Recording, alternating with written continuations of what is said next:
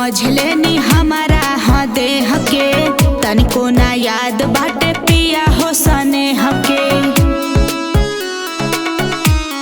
सुनो टिगर समझ लेनी हमारा हाँ देह के, तनिको ना याद बाटे पिया हो स्नेह के। जैसे बिना आगे के चावल सिझाता हो, चावल सिझाता। तो हमरो सुनला बोलो धक देनु धरता या भूक दे बुताता, रानी हो जवानी तोहर पुअरा बुझाता। धक देनु धरता या भूक दे बुताता, रानी हो जवानी तोहर पुअरा बुझाता।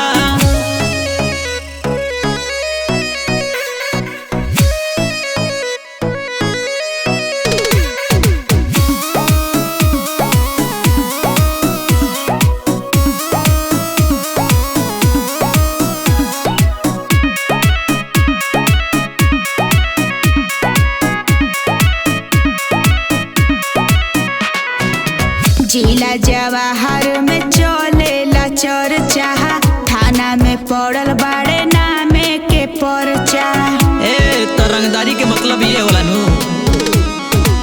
जिला जवाहर में चलेला चर्चा, थाना में पड़ल बाड़े नामे के परचा। सीधा सीधा बतिया पे लागे काहे मरचा हो, लागे काहे मरचा।